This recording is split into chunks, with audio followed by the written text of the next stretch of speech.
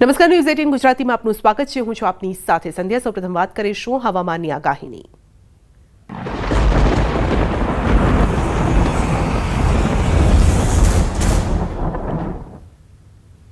આગામી 7 દિવસ હળવાથી મધ્યમ વરસાદની આગાહી છે। આગામી 24 કલાક રાજ્યમાં થંડરસ્ટોર્મ એક્ટિવિટી રહેશે। મોન્સૂન ટ્રફ સક્રિય થતા વરસાદની આગાહી છે। શ્રીનગરથી બંગાળની ખાડી તરફ મોન્સૂન ટ્રફ સક્રિય છે। અમદાવાદમાં 33 ડિગ્રી તાપમાન રહેવાની પણ શક્યતા છે ને અમદાવાદમાં આજે મધ્યમ વરસાદની આગાહી છે। आने वाले 7 दिनों के लिए जो गुजरात स्टेट के लिए फोरकास्ट है उसमें गुजरात स्टेट के सारे डिस्ट्रिक्ट कवर हैं, जिसमें लाइट टू मॉडरेट रेन का पूर्वानुमान है। और हम आज डेवन की बात करेंगे तो डेवन के लिए गुजरात स्टेट के सारे डिस्ट्रिक्ट में थंडरस्टॉर्म की वार्निंग है। और हम रेनफॉल की बात करेंगे तो 1 जून से लेकर 31 जुलाई तक Gujarat as a whole state 27% ज़्यादा बारिश हुई है। और सब डिवीज़न रीजन वाइज बात करेंगे तो गुजरात रीजन में 30% ज़्यादा बारिश हुई है 1 जून से लेकर आज 31 जुलाई तक। और सौराष्ट्र और कच्छ में 23% ज़्यादा बारिश हुई है 1 जून से लेकर आज 31 जुलाई तक। નર્મદા ડેમની જળ સપાટી 131 મીટરને પાર પહોંચી છે। નર્મદા ડેમના 5 ગેટ ખોલાયા છે। 5 ગેટ ખોલી 1.37 લાખ ક્યુસેક પાણી છોડવાનું શરૂ કરાયું છે। 2 મીટર સુધી 5 ગેટ ખોલી પાણી છોડવાનું શરૂ કરાયું છે। ગેટ નંબર 9, 10, 11, 12, 13 અને 14 આ ગેટ ખોલાયા છે। નર્મદા નદી કાંઠાના 27 ગામોને એલર્ટ કરાયા છે। વડોદરા, ભરૂચ, નર્મદાના 27 ગામોને એલર્ટ કરાયા છે અને નર્મદા ડેમ 70% ભરાયો છે। 70% ભરાતા નર્મદા ડેમને વોર્નિંગ સ્ટેજ પર મુકાયો છે। 131 મીટરે પહોંચી નર્મદા ડેમની સપાટી અને ડેમની મહત્તમ સપાટી 138.68 મીટર છે। તો હાલમાં ડેમમાં 6 લાખ ક્યુસેક પાણીની આવક છે। નર્મદા ડેમની સપાટીમાં 2 કલાકમાં 33 સેન્ટીમીટરનો વધારો થઈ રહ્યો છે। તો 3 જિલ્લાના કાંઠાના જે 27 ગામો છે તેઓને ખાસ અલર્ટ કરાયા છે, કારણ કે સતત ડેમની સપાટી વધી રહી છે, પાણીની આવક વધી રહી છે ને જેના કારણે 5 થી 6 ગેટ ખોલાયા છે। અને તેના કારણે જ્યારે પાણી આગળ જઈ રહ્યું છે ત્યારે એ નદી કાંઠાના જે વિસ્તારો છે, ખાસ કરીને વડોદરા જિલ્લાને અસર થઈ શકે છે, ભરૂચ અને નર્મદાને અસર થઈ શકે છે। તો એ જે જિલ્લાના 27 ગામો છે ત્યાં એ કાંઠા વિસ્તારમાં રહેતા, ખાસ કરીને નદી કાંઠા વિસ્તારમાં જે લોકો રહી રહ્યા છે તેઓને અલર્ટ કરવામાં આવ્યા છે, કારણ કે પાણી જો વધી જાય તો ગામમાં પણ પહોંચી શકે। સરદાર સરોવર નર્મદા ડેમ એટલે કે જે ગુજરાતની જીવાદોરી ગણવામાં આવે છે, જેના ઉપરવાસમાં મધ્યપ્રદેશમાં સારો વરસાદને લઈ હાલ નર્મદા ડેમ છે એ નર્મદા ડેમના 5 દરવાજા ખોલી લગભગ 50,000 જેટલું ક્યુસેક પાણી છોડવામાં આવી રહ્યું છે। હાલ કહી શકાય કે જે નર્મદા ડેમ જે છે એ ડેમના ઉપરવાસમાંથી 6 લાખ જેટલું ક્યુસેક પાણી આવી રહ્યું છે અને હાલ 50,000 જેટલું ક્યુસેક પાણી તબક્કાવાર નર્મદા નદીમાં છોડાય છે। અને જે ખાસ કહી શકાય કે જે નર્મદા, ભરૂચ અને વડોદરાના 27 જેટલા ગામો છે એ ગામોને હાલ જે એલર્ટ પર મૂકવામાં આવે છે। આપણી સાથે ડીવાયએસપી પટેલ સાહેબ પણ જોડાય છે, જેઓ નજારો જોવા આવ્યો છે। સાહેબ, શું કહેશો આ નજારો જોઈ? નજારો ખૂબ સુંદર છે। ગુજરાતની જીવાદોરીમાં આ પાણીનું વહેણ એ આપણને કેટલું આખું વરસ ઉપયોગી રહે છે અને વાતાવરણ પણ ખૂબ કુદરત ખીલી ઉઠી છે અને વરસાદી મોસમ છે એટલે જોવાનું ખૂબ મજા આવી રહી છે। સાહેબ, સિઝનનો પ્રથમ આ દ્રશ્ય છે અને તમે પ્રથમ દ્રશ્ય નિહાળવાવાળા વ્યક્તિ છો, કેટલી ખુશી છે તમને? આ જે વ્યક્તિ કુદરતનો પ્રેમ કરતો હોય એને માટે તો આ એક ન કહી શકાય એટલી મોટી ખુશી છે।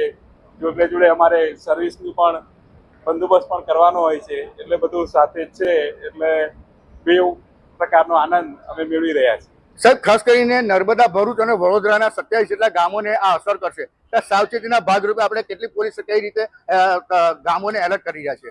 આપણે મામલતદારશ્રી, તલાટીશ્રીઓ તથા પોલીસની ટીમો, હોમગાર્ડ, જીઆરડી દરેક જગ્યાએ કિનારા પર બંદોબસ્ત ગોઠવી દેવામાં આવ્યો છે અને પબ્લિકને જાણ કરવામાં આવી છે કે કોઈ પણ રીતે નદીમાં જઈ શકે નહીં અને પોતાનું કાળજી રાખે અને દૂરથી જ નદીનો સૌંદર્ય માણે।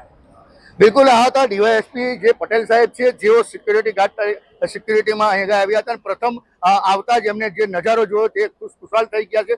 કહી શકાય કે હવે નર્મદા ડેમની વાત કરીએ તો જે નર્મદા ડેમ જે છે એ ઉપરવાસમાંથી 6 લાખ ક્યુસેક પાણી આવવાના કારણે હાલ 1.39 લાખ ક્યુસેક પાણી નર્મદા નદીમાં ઠાલવામાં આવી રહ્યું છે. જેના ભાગરૂપે પોલીસ પણ તૈનાત છે. કહી શકાય કે જે ગુજરાતની જીવાદોરી છે એ ખરેખર હવે ગુજરાતની જોડી સાબિત થઈ રહી છે, એટલે તંત્ર પણ ખડે પગે છે.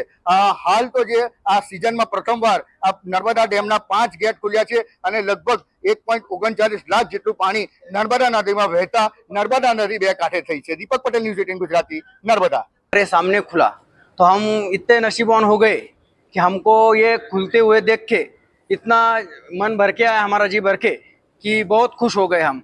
हमने ये डैम खुलते हुए पहली बार देखा, बहुत एकदम बढ़िया, बहुत ऐसा कि बहुत ये स्वर्ग में देखा है ऐसा कि बहुत बढ़िया एकदम।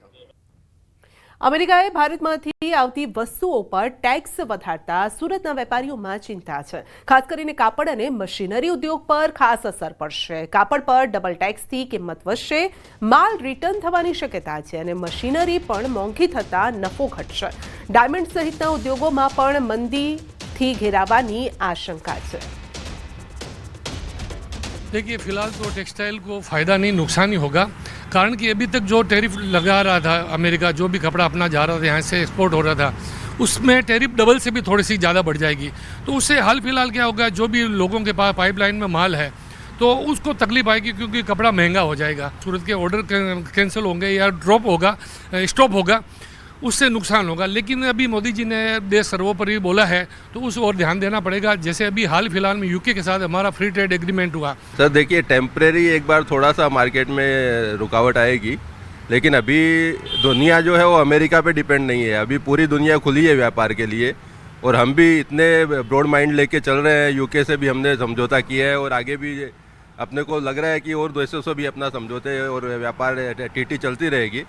तो थोड़े टाइम के लिए बोल सकते हैं कि थोड़ा प्रॉब्लम आवे, मंदी आवे, लेकिन लॉन्ग टर्म में हम उससे ज़्यादा बेटर सेटअप कर लेंगे अपना. मशीनरी अमेरिका से एकदम कम इम्पोर्ट होती है या एक्सपोर्ट होती है. છેલ્લા 3 વર્ષથી હીરા ઉદ્યોગ છે એ મંદીના દોરથી ચાલી રહ્યો છે. એમાં આ જે 25% ટેરિફ અમેરિકન ગવર્મેન્ટ દ્વારા નાખવામાં આવ્યો ઇન્ડસ્ટ્રી ઉપર, એ ખરેખર એક હીરા ઉદ્યોગને મોટો ફટકો લાગે એવી પરિસ્થિતિ છે. કારણ કે એક તો મંદીના દોરમાંથી આ ઉદ્યોગ ચાલતો હતો અને આ 25% ટેરિફ એટલે ખૂબ મોટી રકમ થાય. 10,500 કરોડ જેવી બોજો નેચરલ ડાયમંડ ઇન્ડસ્ટ્રી ઉપર આવી શકે એવો ભય છે. આ 25% ટેરિફ લગાડવાથી 3 વર્ષથી જે હીરા ઉદ્યોગ મંદીમાં ચાલતો હતો એ આમાંથી કોઈ પોઝિટિવ ન્યૂઝ લઈને આ મંદીમાંથી બહાર કાઢવાના અમે જે આશાઓ સેવી રહ્યા હતા એ હમણાં હાલ તુરંત તો એમાં અમને નેગેટિવ દેખાઈ રહ્યું છે. ખાસ કરીને જેમ્સ એન્ડ જ્વેલરી સેક્ટર ઉપર અત્યારે એની અસર જોવા મળશે, પરંતુ ઇન્ડસ્ટ્રીને અપેક્ષાઓ ભારત સરકાર પાસે ઘણી છે અને અમને ખાતરી એ પણ છે કે ભારતના યશસ્વી વડાપ્રધાન શ્રી નરેન્દ્રભાઈ મોદી જે પ્રમાણે ફ્રી ટ્રેડ એગ્રીમેન્ટ સમગ્ર વિશ્વના અલગ અલગ દેશો સાથે કરી રહ્યા છે, એ જ પ્રમાણે અમેરિકા સાથે પણ જે પ્રમાણે વાટાઘાટો ચાલુ છે, ફ્રી ટ્રેડ એગ્રીમેન્ટમાં પણ કંઈક આવતા દિવસોમાં પોઝિટિવ રિઝલ્ટ જોવા મળશે એવી અપેક્ષા સમગ્ર ઇન્ડસ્ટ્રી અત્યારે રાખી રહી છે. રાજકોટ જિલ્લાના ધોરાજીના પાટણ વાવ ખાતે જીવજંતુના આતંકથી લોકોમાં ભય ફેલાયો છે અને આ ઝેરીલું જંતુ અત્યાર સુધીમાં 5 લોકોને કરડ્યું છે અને જેમાં 2 લોકોના મોત થયા છે, જ્યારે અન્ય 3 લોકો સારવાર લઈ રહ્યા છે. આ ઝેરી જીવજંતુના આતંકથી આરોગ્ય વિભાગ, પશુપાલન વિભાગ અને ફોરેસ્ટ વિભાગ પણ દોડતું થયું છે. મેલેરિયા મચ્છરના નિષ્ણાતોની ટીમ પણ પાટણ વાવ પહોંચી દવાનો છંટકાવ કર્યો છે અને હવે સર્વે હાથ ધરાયો છે. હાલ એક આધેડને રાજકોટ સરકારી હોસ્પિટલ સર્જરી વિભાગમાં કેસ કલ્ચર માટે મોકલવામાં આવ્યો છે અને આ જંતુ પગમાં કરડવાથી અલ્સર થાય છે તો ફૂલીને રસી પણ થાય છે. મારા ભાઈ જો ઘરે બેઠા હતા, જીવડો કઈડો, બજારે ગયા હતા, હોજીન દડો થઈ ગયો અને એમાં માંડ્યા રસી ભરાવા, તો તાત્કાલિક એને દવાખાને લઈ ગયા, ઇન્જેક્શન દીધું, તો વધવા માંડ્યું, કિડની લગી પૂગી ગયું.